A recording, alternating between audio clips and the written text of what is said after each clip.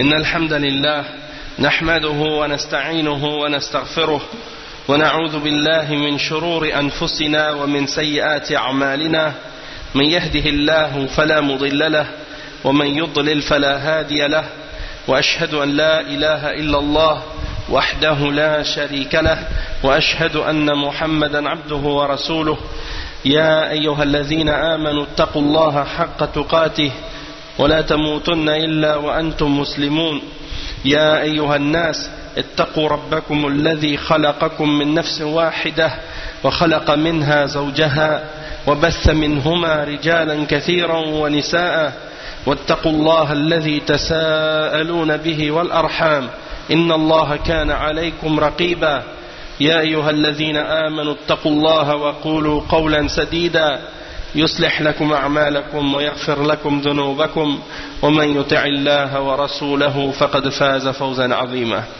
أما بعد وإن خير الكلام كلام الله وخير الهدي هدي محمد صلى الله عليه وسلم وإن شر الأمور محدثاتها وكل محدثة بدعة وكل بدعة ضلالة وكل ضلالة في النار أما بعد.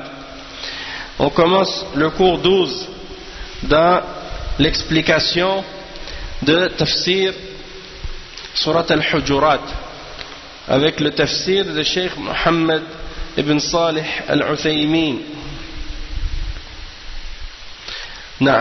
Donc on continue avec qu'est-ce qu'on avait expliqué du verset 12. On n'a pas fini. Donc au dernier cours, après le Dhuhr, on a mentionné l'explication du verset qui dit وَلَا تَجَسَّسُوا وَلَا يَغْتَبْ بَعْضُكُمْ بَعْضًا. N'espionnez pas et ne parlez pas dans le dos les uns des autres. Donc ça c'est qu'est-ce qu'on a expliqué au dernier cours de Surat al-Hujurat, le verset 12. Maintenant, on continue avec la fin de ce verset dans la parole dans laquelle Allah subhanahu wa ta'ala il dit أَيُحِبُّ أَحَدُكُمْ أَنْ يَأْكُلَ لَحْمَ أَخِيهِ مَيْتًا فَكَرِهْتُمُوهُ وَاتَّقُوا اللَّهَ. C'est-à-dire, est-ce que vous aimeriez, ou est-ce que l'un d'entre vous aimerait manger la chair de son frère mort? Vous détesteriez ça, vous le détesteriez. Alors craignez Allah et ayez de la piété. Donc le cheikh il dit التقوى يكثر الأمر بها في القرآن الكريم وكذلك في السنة. فما هي التقوى التي يكثر ورودها في كتاب الله وعلى لسان رسول الله صلى الله عليه وسلم؟ إنها كلمة عظيمة، إنها تعني الوقاية من عذاب الله، وتكون الوقاية من عذاب الله بأمرين. Donc le cheikh il dit on retrouve souvent l'ordre de at-taqwa dans le Coran, c'est-à-dire Allah il nous ordonne d'avoir at-taqwa, et également dans la sunna. Donc qu'est-ce que c'est at-taqwa? Qu'est-ce que c'est cette taqwa que Allah subhanahu wa ta'ala mentionne constamment dans son livre et par la langue de son messager sallallahu alayhi wa sallam? Le cheikh il dit c'est une parole immense en sens et en signification, et elle signifie une protection du châtiment d'Allah. Donc quand Allah subhanahu wa ta'ala il t'ordonne d'avoir la taqwa et il dit ittaqullah, eh bien ça signifie de prendre une protection contre le châtiment d'Allah. C'est comme si Allah disait, quand il dit wattaqullah, c'est comme s'il disait prenez une protection contre mon châtiment. D'accord? Et le cheikh il dit cette protection contre le châtiment d'Allah elle est dans deux choses. Elle est dans deux choses. Premièrement, الأمر الأول امتثال أوامر الله عز وجل بأن يقول القائل إذا سمع أمر الله سمعنا وأطعنا فإن هذا هو قول المؤمنين. قال الله تعالى إنما كان قول المؤمنين إذا دعوا إلى الله ورسوله ليحكم بينهم أن يقولوا سمعنا وأطعنا ولا تقل ما الفرق بين كذا وكذا، يعني لماذا يأمر بكذا ولا يأمر بكذا، فمثلا في لحوم الإبل أمر النبي صلى الله عليه وسلم أن نتوضأ من لحومها وكذا ولهذا كان أكل لحوم الإبل ناقض للوضوء على القول الراجح من أقوال العلماء. فلا تقل لماذا يأمرنا بالوضوء من أكل لحم الإبل ولا يأمرنا بالوضوء من أكل لحم البقر مع أن كل منهما يسمى بدنه. ولا تقل لماذا تؤمر الحائض بقضاء شهر الصوم ولا تؤمر بقضاء الصلاة على سبيل التشكيك ولكن قل سمعنا وأطعنا. Donc la première chose par laquelle on se protège du châtiment d'Allah, c'est en mettant en pratique les ordres d'Allah. En mettant en pratique les ordres d'Allah. Et en disant, lorsque Allah nous ordonne quelque chose, nous entendons et nous obéissons. Nous entendons et nous obéissons. Et ça, c'est la parole des croyants. Allah subhanahu wa ta'ala, il dit, je crois que c'est dans Surat An-Nur,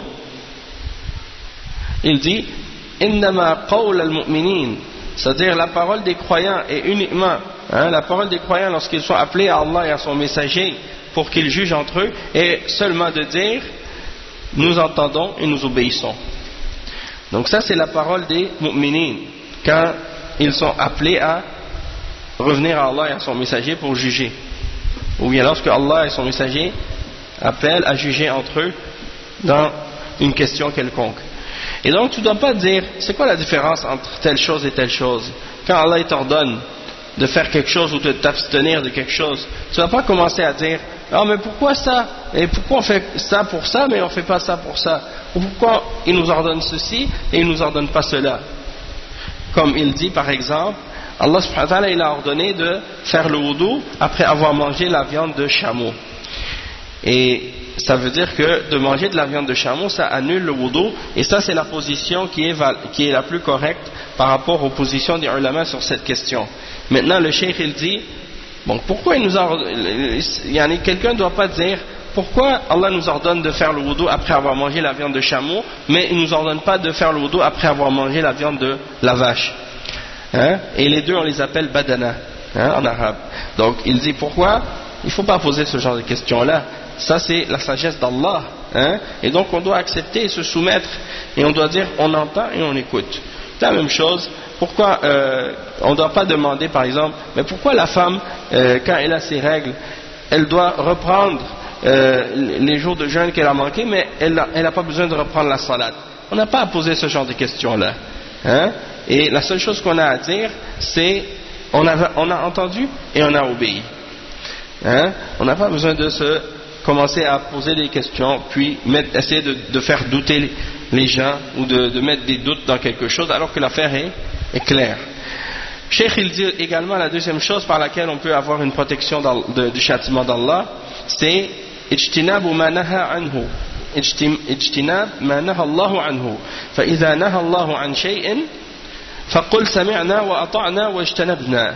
وتأمل قول الله عز وجل في الخمر والميسر والأنصاب والأزلام حيث قال يا أيها الذين آمنوا إنما الخمر والميسر والأنصاب والأزلام رجس من عمل الشيطان فاجتنبوه لعلكم تفلحون إنما يريد الشيطان أن يوقع بينكم العداوة والبغضاء في الخمر والميسر ويصدكم عن ذكر الله وعن الصلاة فهل أنتم منتهون.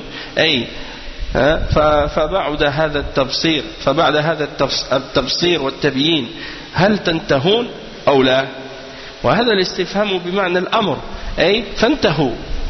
ولهذا قال الصحابة رضي الله عنهم انتهينا فصارت التقوى تتحقق بأمرين. الأمر الأول امتثال أمر الله عز وجل دون تردد، والثاني اجتناب نهي الله عز وجل دون تردد. Donc le cheikh il dit la deuxième chose par laquelle on peut avoir une protection du châtiment d'Allah, c'est en s'écartant de ce que Allah a interdit, et c'est-à-dire si Allah subhanahu wa ta'ala a interdit quelque chose, eh bien la seule réponse qu'on doit avoir c'est de dire nous entendons et nous obéissons et nous nous abstenons de cette chose, et méditer sur la signification du verset dans le Coran. Je pense que c'est le verset 91. Attendez juste, je vais vérifier pour être certain. verset 91, 90 et 91, dans Surat Al-Ma'idah. Allah subhanahu wa ta'ala, il dit ce qui signifie: ô les croyants, le vin, les jeux de hasard, les pierres dressées, les flèches de divination ne sont qu'une abomination, œuvre du diable. Écartez-vous-en afin que vous réussissiez. Le diable ne veut que jeter parmi vous à travers le vin et le jeu de hasard l'inimité et la haine, et vous détourner de l'invocation d'Allah et de la salat. Allez-vous donc y mettre fin? Et le cheikh il dit, ça signifie à la fin, quand il dit le shaitan il veut uniquement faire ça, créer des problèmes et de l'animosité entre vous et de la haine entre vous avec l'alcool et les jeux de hasard, et vous détournez de la salat et du rappel d'Allah. Après vous avoir expliqué tout ça et vous avoir fait comprendre tout ça clairement, n'allez-vous pas vous en abstenir et vous arrêter? Oui ou non? Et le cheikh dit, ce genre de questions, ce genre de phrases interrogatives a le même sens que un sens de l'ordre, et c'est comme une phrase impérative en réalité. C'est comme pour te dire abstiens-toi-en. Il pose la question, mais c'est dans le but de dire en réalité il faut cesser de faire ces choses-là. Et le cheikh il dit, et la preuve également, c'est que les sahaba, quand ils ont entendu ce verset-là, quand Allah il dit fahal antum muntahun, c'est-à-dire est-ce que vous allez arrêter, est-ce que vous allez cesser? Et les sahaba ils ont répondu quoi? Ils ont dit intahayna intahayna, fahal antum muntahun, est-ce que vous allez arrêter? Et ils ont dit intahayna intahayna, c'est-à-dire on arrête. Le cheikh il dit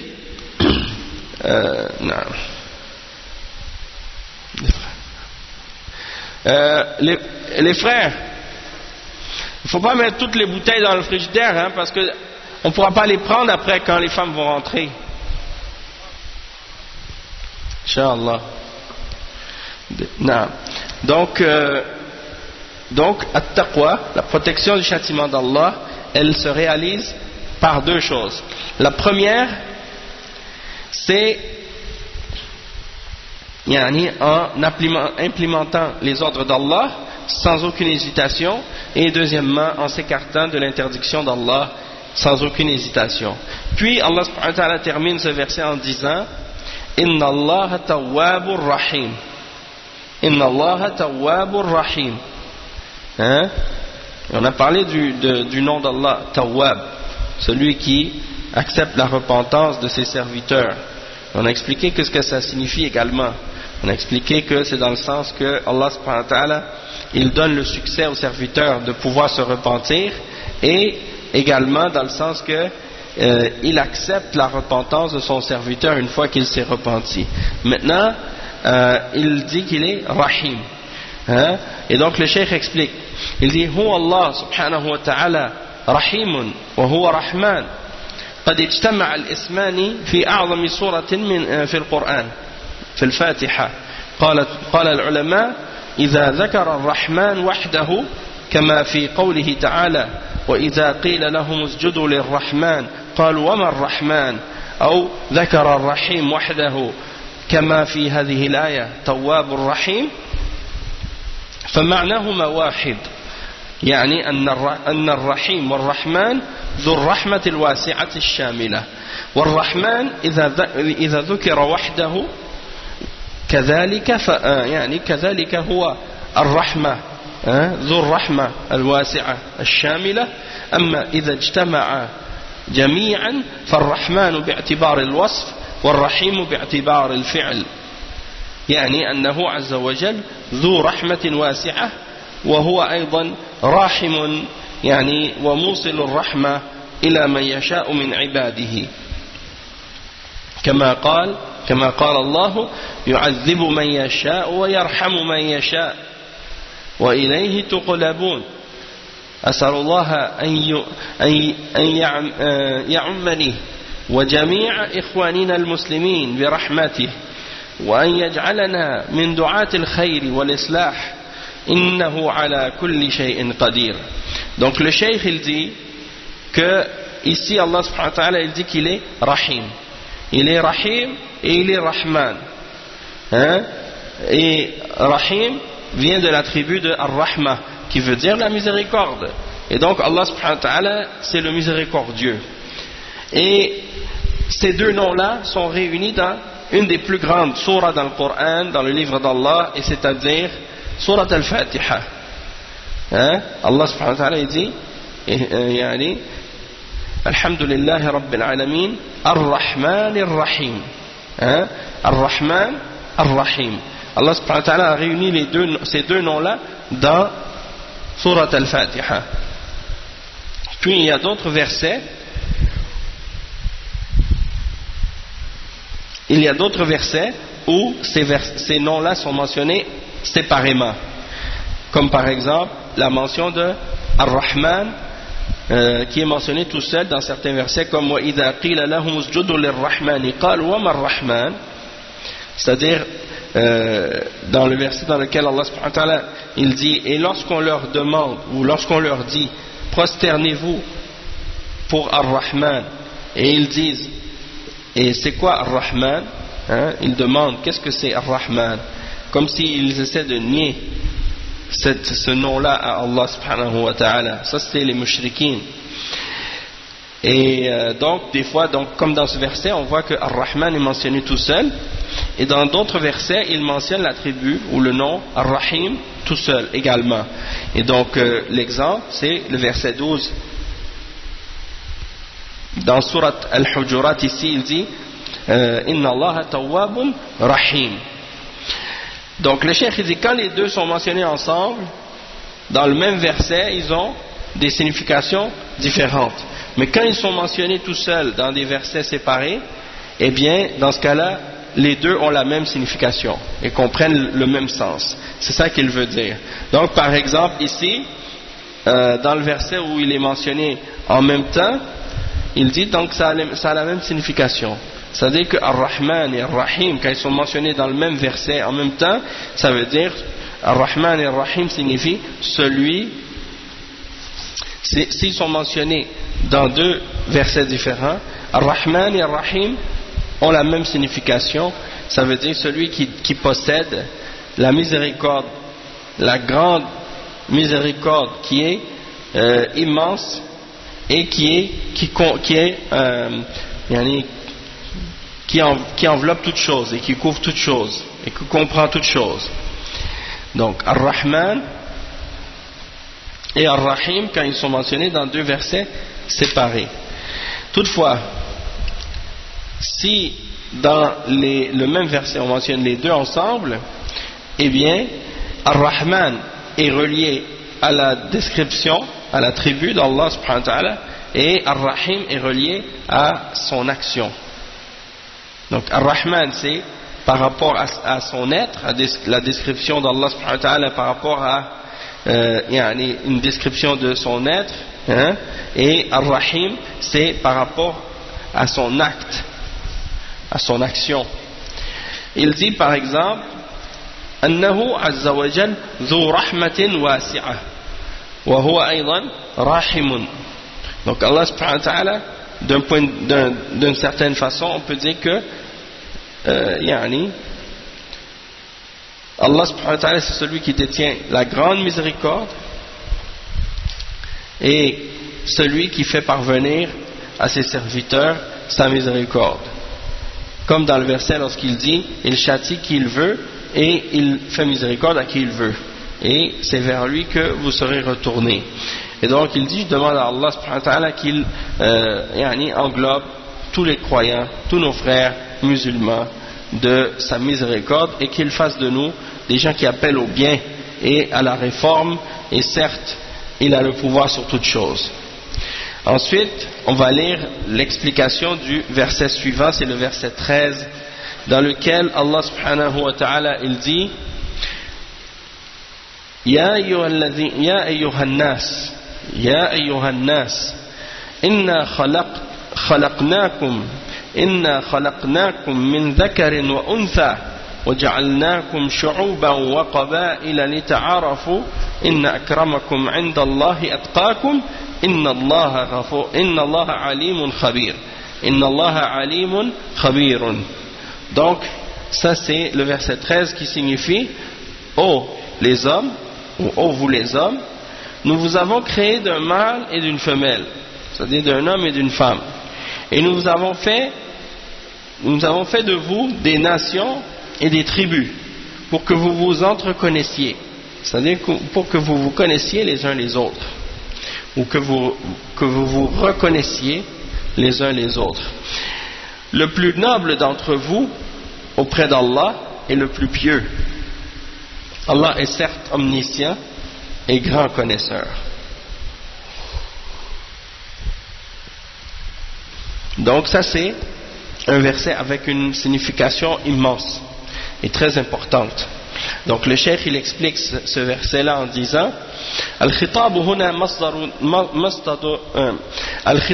مصدر بنداء الناس عموما مع أن أول السورة وجه الخطاب فيه للذين آمنوا وسبب ذلك أن هذا الخطاب في هذه الآية موجه لكل إنسان لأنه يقع التفاخر بالأنساب من كل إنسان فيقول عز وجل يا أيها الذين آمنوا أو يقول عز وجل يا أيها الناس هنا والخطاب للمؤمن والكافر والبر والفاجر.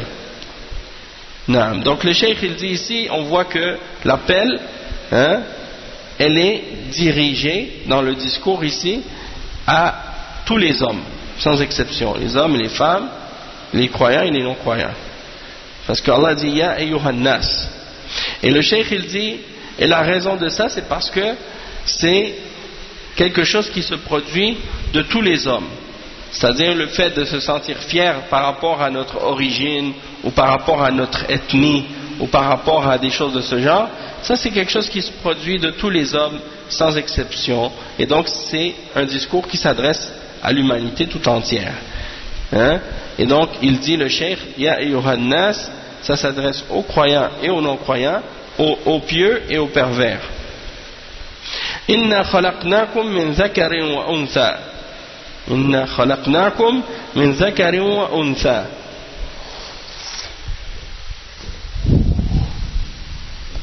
C'est-à-dire nous vous avons créé d'un homme, c'est Adam, et d'une femme, c'est-à-dire Hawa, sa femme. وهذا هو المشهور عند علماء التفسير. C'est ça qui est célèbre, le plus connu chez les savants de tafsir. وذهب بعضهم إلى أن المقصود بالذكر والأنثى هنا الجنس، يعني أن بني آدم خلقوا من هذا الجنس من ذكر وأنثى. Donc le cheikh il dit qu'il y a également parmi les savants de tafsir, il y en a qui ont mentionné que c'est Adam et Ève, et il y en a d'autres qui ont mentionné que c'est le fait que Allah nous a créé d'un mâle et d'une femelle, c'est-à-dire par rapport au sexe, les deux sexes, c'est-à-dire le sexe mâle et le sexe femelle. C'est-à-dire que Adam a été créé de ces deux, c'est-à-dire les fils d'Adam ont été créés de ces deux sexes-là. Et il dit وفي الآية دليل على أن الإنسان يتكون من أمه وأبيه أي يخلق من الأب والأم، من الأم والأب، ولا يعارض هذا قول الله تعالى فلينظر الإنسان مما خلق من ماء دافق يخرج من بين الصلب والترائب إنه نعم. Donc يخرج من بين الصلب والترائب. لشيخ التي فإذا قلنا أن المراد بالصلب صلب الرجل أو صلب الرجل والترائب ترائب المرأة فلا إشكال. Donc le cheikh, on va expliquer ça ici. Qu'est-ce qu'il explique? Il dit que c'est-à-dire que Allah subhanahu wa ta'ala il a créé les fils d'Adam d'un mâle et d'une femelle, et ça c'est la preuve que pour créer un être humain il faut prendre, c'est les deux qui entrent en jeu dans la formation de cette créature là, c'est-à-dire le père et la mère. C'est quelque chose qui se crée par le produit des deux, du père et de la mère, et il n'y a pas donc en voulant dire c'est pas quelque chose qui est juste qui vient du père seulement, le bébé, il vient pas juste du père, il vient du père et de la mère, parce qu'il y a une partie qui est donnée au bébé qui vient du père et une partie qui est donnée au bébé qui vient de la mère, et donc c'est à partir de ces deux-là que le bébé est créé, et c'est ça que le cheikh explique ici, et il dit que ça ne s'oppose pas avec le sens du verset dans surat At-Tariq, dans lequel Allah subhanahu wa ta'ala il dit que l'homme regarde de ce dans quoi il a été créé. Il a créé d'un liquide qui est évacué ou éjaculé et qui sort de As-Sulb et At-Tara'ib. As-Sulb ou At-Tara'ib. Je vais juste vérifier la signification ou la traduction de ce terme, et c'est As-Sulb ou At-Tara'ib, c'est dans le verset 7 dans Surat At-Tariq, c'est-à-dire sorti d'entre les lombes et les côtes. Bon, ça c'est une des explications. Le cheikh il dit As-Sulb, c'est-à-dire de l'homme,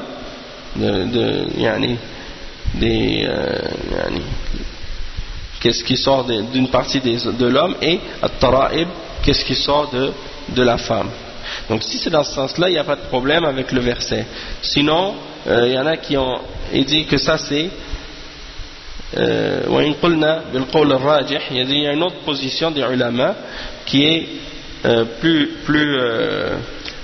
proche de qu'est-ce qui est correct, c'est inna sulb wa tara'ib wasfani lirrajul, que c'est deux descriptions par rapport à l'homme. As-sulb wa tara'ib, les deux c'est une description pour décrire l'homme, et ça veut dire, comme on a dit,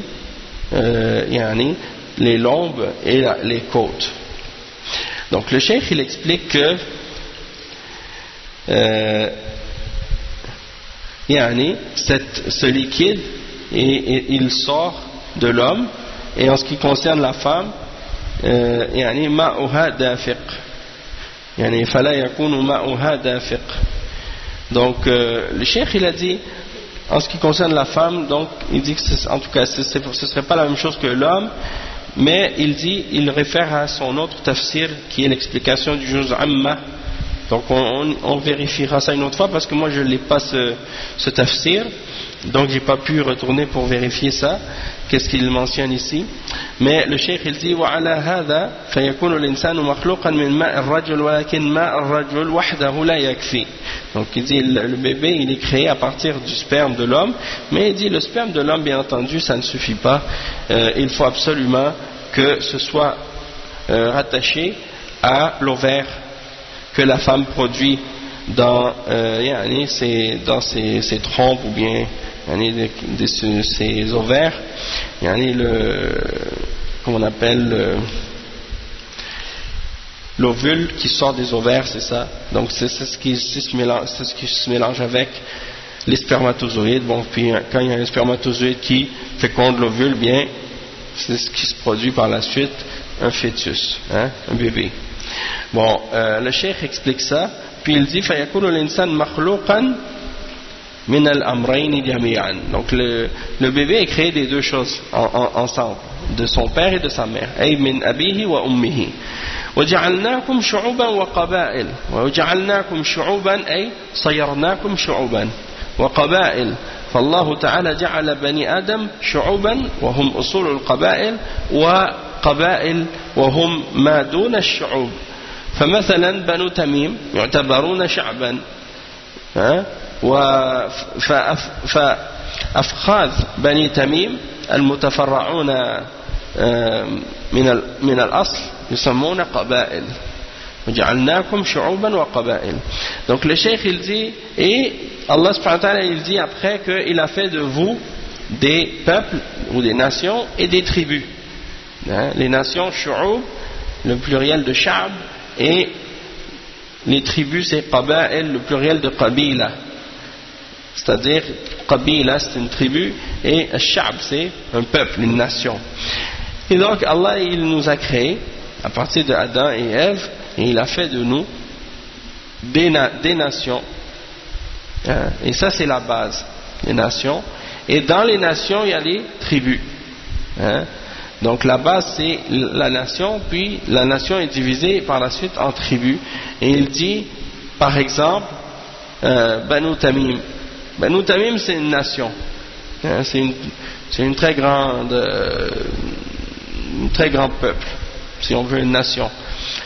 En Arabie Saoudite, ceux qui habitent à Riyad, ceux qui habitent à Qasim, on dit que c'est Banu Tamim, ils font partie de Banu Tamim. Hein? Et c'est ce peuple qu'on appelle Banu Tamim, cette nation, ben, ils sont divisés en tribus.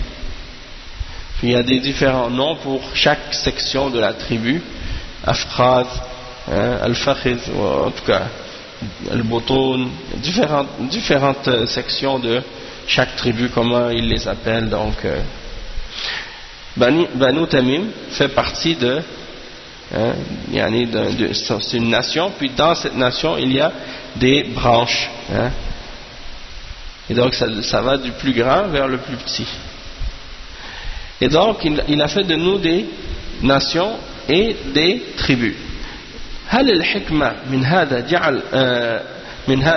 الجعل أن يتفاخر الناس بعضهم على بعض فيقول هذا الرجل أنا من قريش وهذا يقول أنا من كذا وأنا من كذا. ليس هذا المراد. المراد التعارف، أن يعرف الناس بعضهم بعضا. Donc le cheikh il dit, est-ce que le but d'avoir créé toutes ces nations et toutes ces tribus, est-ce que c'est que chacun soit commence à se vanter par rapport à l'autre, hein, que chacun dise moi je suis meilleur que l'autre, hein? Non, il dit c'est pas ça le but. Le but c'est qu'on se connaisse les uns les autres, on apprenne à se connaître les uns les autres. C'est ça le but pour lequel Allah subhanahu wa ta'ala nous a créés en différentes nations et en différents peuples. Et le cheikh il explique justement, il dit إذ لولا هذا الذي سيره الله عز وجل ما عرف الإنسان أي قبيلة ولهذا كان من كبائر الذنوب أن ينتسب الإنسان إلى غير أبيه Donc le cheikh il dit si Allah subhanahu wa ta'ala n'avait pas fait ça, hein, il n'avait pas divisé les hommes en différents peuples et en différentes tribus, eh bien les gens ils ne se reconnaîtraient pas les uns les autres. Et on ne saurait pas qui vient de qui et qui est de qui. Tout le monde serait mélangé. Et en tout cas, pour dire franchement, les gens, aujourd'hui, il y en a qui essaient de créer des attachements par rapport à créer des nations, des peuples. Comme par exemple, il y a des peuples qui veulent l'indépendance, qui veulent par exemple dire, bon, nous on est un peuple. Et en réalité, il n'y a rien qui les réunit ou qui les rassemble, excepté, certains vont dire c'est la langue, d'autres vont dire c'est le territoire, d'autres vont dire d'autres choses. Et tout ça c'est des raisons qui peuvent être prises en compte pour dire qu'un peuple c'est une nation ou quoi. Mais sinon il y en a des choses, c'est vraiment, tu sens que c'est vraiment artificiel, des choses qui ne sont pas solides. De toute façon, surtout les nations modernes là, comme les États-Unis et le Canada et des choses comme ça, tu vois, tout le monde est mélangé, tout le monde vient de différents pays, tout le monde a des cultures différentes, des religions différentes, des traditions différentes, puis après tout le monde dit on est un pays, on est un peuple, une nation. Est-ce que c'est vrai? Allahu a'lam. Mais bon, moi, qu'est-ce que je voulais expliquer ici par rapport à ce que le cheikh il mentionne, c'est que comme il dit ici, les gens ils se connaissent de cette façon-là. Chacun ils ont leur nation, chacun ils ont leur langue, chacun ils ont leurs coutumes, et on apprend à se connaître les uns les autres. Et chacun ils ont leurs particularités. Hein? Chacun ils ont leurs particularités. Donc ça c'est quelque chose d'un côté, c'est quelque chose qui est bien. hein, puisqu'on apprend à se connaître les uns les autres et hein, on apprend à profiter les uns des autres de qu'est-ce qu'on a de bien, de bon. Et Allah subhanahu wa ta'ala, il a voulu ça pour qu'on puisse s'entreconnaître les uns les autres. Le cheikh il dit, Allah subhanahu wa ta'ala a voulu ça. Il dit, et c'est pour ça que c'est interdit pour quelqu'un de s'apparenter à autre que son père, c'est-à-dire à prendre comme nom de famille autre que celui de son père, ou bien de s'affilier à autre que son père. Il dit وَلِهَذَا كَانَ مِنْ كَبَائِرِ الذُّنُوبِ أَنْ يَنْتَسِبَ الْإِنسَانِ إِلَى غَيْرِ أَبِيهِ لأنه إذا انتسب إلى غير أبيه غير هذه الفطرة التي فطر الناس عليها وهي أنهم شعوب وقبائل من أجل التعارف فيقول هذا فلان ابن فلان ابن فلان إلى آخر الجد الذي كان أبا للقبيلة للتعارف. Donc le but de ça c'est pour qu'on sache notre généalogie, notre origine, de qui on vient. Mais c'est ça, qu'est-ce que je voulais dire tout à l'heure, c'est un peu par rapport à ça, du fait que les gens aujourd'hui, avec tout ce qui se passe comme égarement, les gens ils connaissent pas leurs ancêtres, ils savent pas de qui ils viennent. Beaucoup de gens, ils connaissent même, il y a parmi les kuffars, il y en a qui connaissent même pas leur père. Leur père, celui qui a été la cause une des causes dans le fait qu'ils sont venus au monde, connaissent pas. Et il y en a qui connaissent pas leur grand-père, il y en a qui connaissent pas leur arrière-grand-père. Donc c'est pour dire que les gens ils ont perdu ça. Et une des raisons pour ça, c'est parce que les gens, surtout dans les pays de Kouf, ils ne donnent pas d'importance au mariage, ils ne donnent pas d'importance à la famille. Donc quelqu'un peut avoir un enfant avec une femme et puis il disparaît.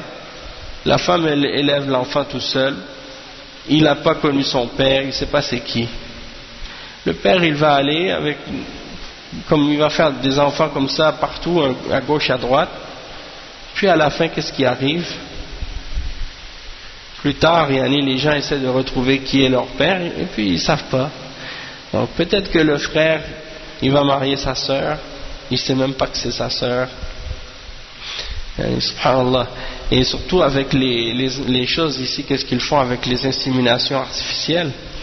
Les kuffars, parfois ils vont dans les banques, dans les banques de semences là, les banques de sperme comme ils les appellent, Allah al-Musta'an, et les femmes elles vont prendre le sperme d'un inconnu. Eh bien il y a une histoire vraie qui est mentionnée à ce sujet-là, supposément que c'est vrai. Ils ont même fait des films avec ça, Allahu a'lam. Mais ils ont dit que c'est une histoire vraie. À un moment donné, il y a eu un accident ou quelque chose, ils ont perdu tout leur stock et il y a seulement les spermes d'un seul donateur qui est resté. Donc ils ont donné à toutes les femmes les mêmes spermes. À toutes les femmes. Donc, en fait, cet homme-là, il a été à l'origine de comme une centaine d'enfants. Et à un moment donné, ils se sont tous mis ensemble. Ils ont découvert parce que c'est des numéros, ils dévoilent pas l'identité du père. Mais finalement, ils ont demandé à la cour la permission de pouvoir dévoiler l'identité du père. Puis finalement, subhanallah, ils ont découvert la personne, puis c'était le même homme, il a été le père d'une centaine d'enfants, subhanallah. Et pourtant, dans sa vie lui-même personnelle, il n'avait pas eu un seul enfant. Subhanallah. Donc c'est pour dire des histoires comme ça, vous imaginez, que de ses frères et sœurs, il y en a qui vont se rencontrer peut-être, puis ils vont se marier ensemble. C'est des frères et sœurs, puis ils vont faire l'inceste sans même savoir. Donc tout ça, c'est des explications, c'est grave quand même. Mais c'est pour dire que l'importance donc de garder les liens de parenté, puis de respecter les règles d'Allah, de ne pas avoir des mariages, des relations hors mariage, de faire des enfants illégitimes. C'est mauvais pour ça, puis aussi pour toutes sortes d'autres choses. Ça crée toutes sortes de problèmes dans la société. Donc, les kuffars, ils ne pensent pas à ça. Donc ici, le cheikh, il dit, pour que les gens puissent connaître leurs pères et ceux qui les ont mis au monde, et leurs grands-pères et leurs arrière-grands-pères, ça fait partie de la fitra. L'être humain veut savoir ses origines, d'où il vient. Donc ça, c'est très important. Et le but de ça, c'est pour qu'on se connaisse. فَيُقَالُ هَذَا فُلَانِ ibn Fulan ibn Fulan. On va dire, un tel, c'est le fils, c'est un tel, fils d'un tel, fils d'un tel. Et on connaît jusqu'à son arrière-grand-père, arrière-arrière-grand-père. Donc on sait de qui il vient, on connaît sa tribu. Aujourd'hui, les gens, quand tu leur dis le mot tribu, surtout ici, comme étant quelqu'un qui est né au Canada, qui est né ici, je sais que la plupart des gens, quand tu leur dis le mot tribu, ça a une connotation péjorative pour eux. Ils ont l'impression que tribu, c'est quelque chose de primitif, quelque chose, comme si on voulait dire, c'est quelque chose qui est archaïque, quelque chose d'ancien en tout cas. Pour eux, c'est pas quelque chose de positif ou quelque chose de bon. Ou ils pensent peut-être même que les tribus, ça n'existe plus. Alors que non, il y a encore des peuples qui vivent en tribus, puis il y a encore des tribus. Mais c'est juste que maintenant, les gens, ils ont perdu les liens de parenté, ou bien des fois, la tribu est devenue tellement grande, où il y a tellement de différentes branches dans cette tribu que c'est devenu une nation. Comme Banu Tamim, par exemple. Mais ça n'empêche qu'ils gardent quand même les liens de parenté, puis ils connaissent leur généalogie jusqu'à très loin. La plupart, c'est comme ça. Donc le cheikh, il dit, si quelqu'un refuse de s'apparenter à son père, ou bien il prétend descendre de quelqu'un d'autre que son père, ça fait partie des grands péchés dans l'islam. من الكبائر. Il dit لأنه إذا انتسب إلى غير أبيه, donc s'il s'apparente à autre que son père, eh bien il a changé cette fitra sur laquelle Allah a créé les hommes. C'est-à-dire que le cheikh, il dit, le fait que les peuples et les tribus, ils ont été créés comme ça par Allah pour qu'ils puissent savoir qui est leur père, qui est leur grand-père, et ainsi de suite, pour qu'ils puissent se connaître les uns les autres. Et là, c'est pas pour qu'ils se sentent fiers les uns les autres, ou qu'ils disent moi je suis meilleur parce que je suis de telle origine, de telle famille, de tel lien de parenté. Non. Inna akramakum indallahi atqakum. C'est-à-dire le plus noble d'entre vous, c'est le plus pieux. C'est ça qui fait que quelqu'un est plus noble. C'est pas juste le fait d'être de telle famille. Tu peux être d'une famille noble, puis toi tu es le plus pervers, le plus égaré des hommes. Donc c'est pas quelque chose qui va te sauver, le fait que tu fasses partie d'une famille noble. C'est pas suffisant. Il faut que tu sois noble en toi-même. Et pour obtenir cette noblesse, eh bien il faut que tu sois pieux. Il faut que tu aies pris une protection entre toi-même et le châtiment d'Allah, comme on a dit tout à l'heure. Atqakum, celui qui a pris la meilleure protection entre lui et Allah, en faisant ce qu'Allah a ordonné et en s'écartant de ce qu'Allah a interdit, en espérant sa récompense pour ses bonnes œuvres et son châtiment, et en craignant son châtiment pour ses péchés. ليس الكرم أن يكون الإنسان من القبيلة الفلانية أو من الشعب الفلاني. الكرم الحقيقي النافع هو الكرم عند الله ويكون بالتقوى. فكلما كان الإنسان أتقى لله عز وجل كان عند الله أكرم. Donc le cheikh il dit la noblesse, c'est pas que quelqu'un vienne de telle ou de telle tribu, ou de tel peuple. La vraie noblesse, c'est que quelqu'un soit noble auprès d'Allah. Ça, c'est la vraie noblesse qui est réelle et qui est bénéfique. C'est le fait que Allah subhanahu wa ta'ala, tu sois noble, tu sois considéré comme noble auprès de lui, par rapport à lui. Et donc le cheikh il dit وَيَكُونُ بِالتَّقْوَى. Et ça, cette noblesse, elle est établie par rapport à la piété. التقوى. Il dit فَكُلَّمَا كَانَ الْإِنسَانُ أَتْقَى لِلَّهِ كَانَ عِنْدَ اللَّهِ أَكْرَمَ. Donc plus tu es pieux envers Allah, et plus tu es noble auprès de lui. فَإِذَا أَحْبَبْتَ أَن تَكُونَ عِنْدَ اللَّهِ كَرِيمًا فَعَلَيْكَ بِتَقْوَى اللَّهِ عَزَّ وَجَلَّ. والتقوى كلها خير، والتقوى كلها الخير، كلها البركة، وكلها سعادة في الدنيا والآخرة. Donc le cheikh il dit, il explique que chaque fois, plus un être humain est pieux envers Allah, et plus qu'il sera noble pour Allah.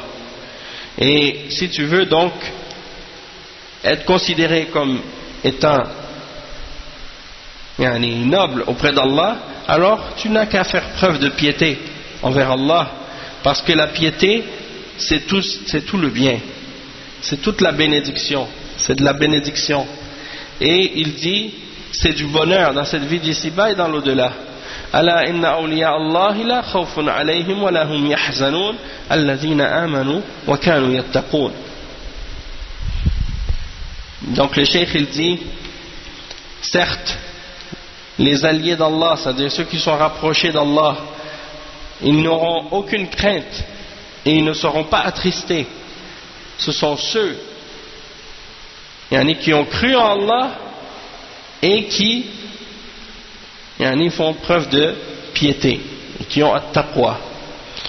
وما أكثر ما ترد على أسماعنا كلمة التقوى وليس لفظا يجري على الألسن ويمر بالآذان بل يجب أن يكون لفظا عظيما موقرا معظما محترما.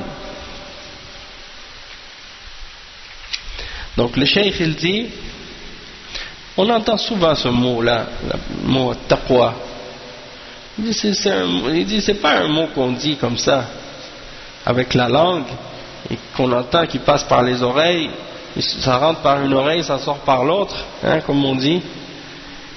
Il faut que cette parole, cette grande parole, soit respectée. ويفوت الإنسان من التقوى بقدر ما خالف فيه أمر الله تعالى ورسوله.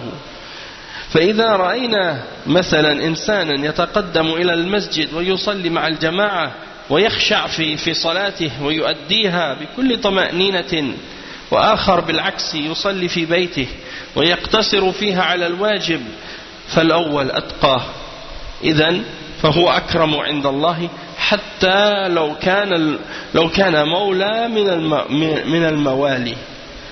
Donc le cheikh il dit,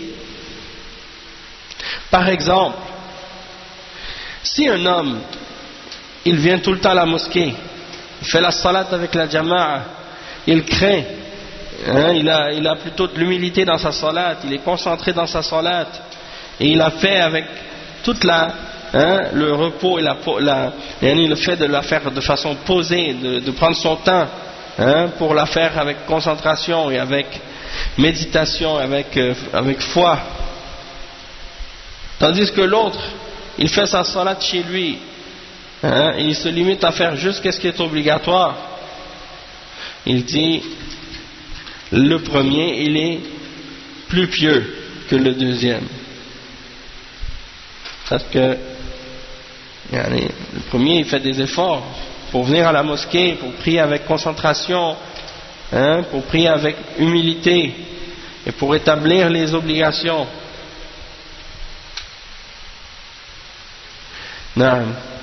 Donc, le plus noble des deux, c'est le premier, parce qu'il a plus de piété, tandis que le deuxième, il a moins de piété, puisqu'il fait moins d'efforts dans sa religion. وكل إنسان يحب أن يحظى عند السلطان في الدنيا. نعم. وكل إنسان يحب أن يحظى عند السلطان في الدنيا ويكون أقرب الناس إليه. فكيف لا نحب أن نكون أقرب الناس إلى الله وأكرمهم عنده. سبحان الله. Le cheikh il dit, tous les hommes aiment être proches du roi ou du dirigeant, ou de celui qui a le pouvoir dans cette vie d'ici-bas. Et tout le monde veut être le plus proche de lui, le plus possible. Alors comment quelqu'un ne pourrait pas aimer être plus près d'Allah, être le plus noble pour Allah? Donc ça c'est important de savoir. Donc si tu veux être le plus près, le plus noble, le plus près d'Allah, eh bien l'affaire n'est pas impossible. Tu n'as qu'à faire preuve de piété. Il dit al-mas'alatu hawa wa shaytan wa illa lakana al-amra wadihan fa'alayka bi taqwallah azza wa jal litanalu al-karam 'inda Allah inna Allah alimun khabir. Donc on va expliquer cette partie-là.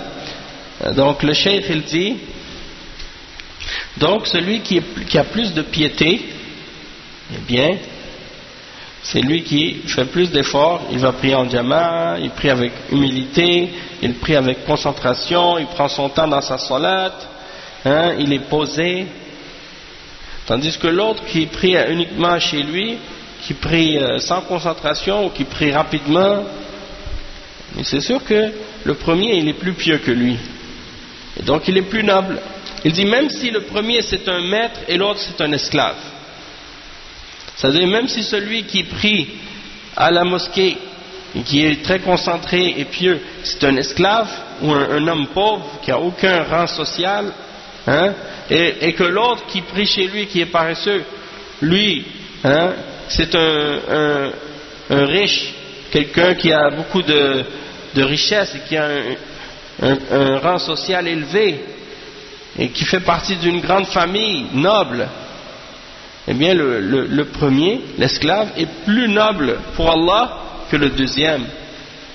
Donc c'est pas par rapport à la considération dans cette vie d'ici-bas, c'est par rapport aux caractéristiques qui sont mentionnées, par rapport à la vraie noblesse, c'est-à-dire la noblesse auprès d'Allah, qui est basée sur la piété. Et donc le cheikh il dit, donc la question ça revient en même temps aussi à la passion, au shaitan, qui pousse les hommes vers la désobéissance et vers le fait de vouloir essayer de se penser meilleur que les autres, même si on n'a pas de raison de le penser. Illa lakana al-amr wadihan, sinon l'affaire aurait été claire. Donc le cheikh il dit, donc tu dois faire preuve de piété, et pour obtenir cette noblesse de la part d'Allah.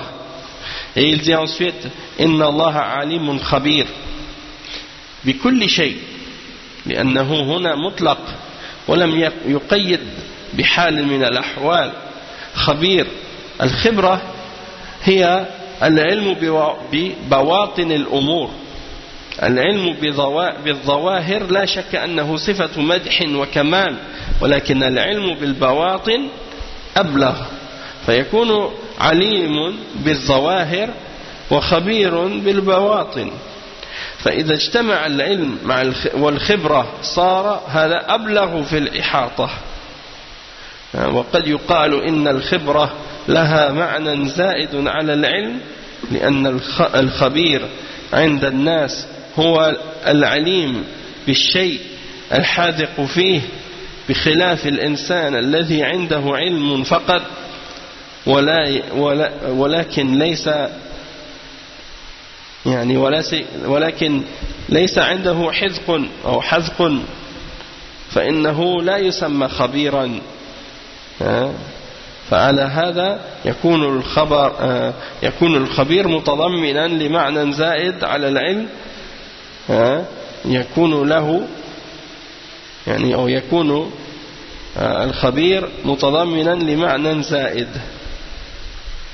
عن العلم. Donc on va terminer avec cette dernière partie pour aujourd'hui, Inch'Allah.